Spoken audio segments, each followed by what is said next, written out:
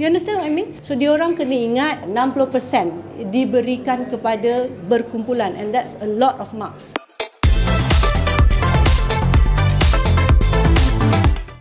Oh, itu adalah keputusan daripada pihak production sebenarnya. Kalau berdasarkan kepada markah-markah juri, saya rasa you boleh nampak tadi memang 3 orang itulah paling rendah dan tidak memberi pada minggu ini. Ada yang tidak memberi dalam kumpulan, ada yang tidak memberi secara solo. Sebab saya rasa bila dia beramai dari dulu 6 kemudian 5 sekarang kan, kita nampak dia orang struggle mungkin daripada aspek komunikasi. Dan bila dia orang tak biasa secara berkumpulan, dia tak biasa untuk get used to bila berkumpulan tu dia kena sama. Jadi bila kita menonton, kita kenapa tak sama? Kenapa dia ni energi dia low tapi dia ni energi dia tinggi? Dia punya ada yang energi macam ni, ada yang energi macam ni. Dia kena meet in the middle. Dan saya rasa mereka tak sedar tu. Itu yang dia tak sedar, yang dia orang ni tak sama. Tak sama bukan hanya visual saja tapi juga vocally. Itu yang masalah kumpulan ini. Mungkin kerjasama sesama mereka. I don't know whether it's the intellectual level, daripada aspek musical, ataupun mereka just don't understand how it is bila bekerja secara berkumpulan. Kita nampak peningkatan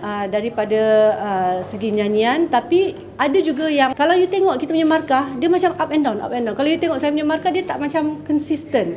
Kadang-kadang ada orang tu you tengok let's say lah minggu lepas ataupun Izzat one time 80 turun balik, so dia macam dia tak konsisten. Tapi kita jangan lupa at the end of the day kita nak cari mereka yang boleh bersatu sebagai satu kumpulan. Itu yang kita kena fikirkan. Setiap kali berduduk di kerusi tu, saya akan ingatkan pada juri-juri, we are looking for a group. Apa yang berlaku at the end lepas dia jadi grup itu adalah Rocket Fuel punya hal lah kan, dia yang kena fikirkan. Tapi kita kena bantu untuk make sure that apa yang ada tu, yang 6 yang dia nak sediakan untuk ke hadapan nanti adalah mereka yang boleh dipakai dan akan sustain lama dalam kumpulan tu. I hope mereka ni akan sedar bahawa markah berkumpulan itu sangat besar, 60 markah. Kadang-kadang you tengok macam let's say Alan, saya kasih dia 80 markah. Tapi bila you tengok markah saya akhirnya, bila dah campur dengan berkumpulan, markah dia sangat rendah. Nyanyi solo tu tidak menjanjikan you akan terus berada di atas atau tidak terkeluar.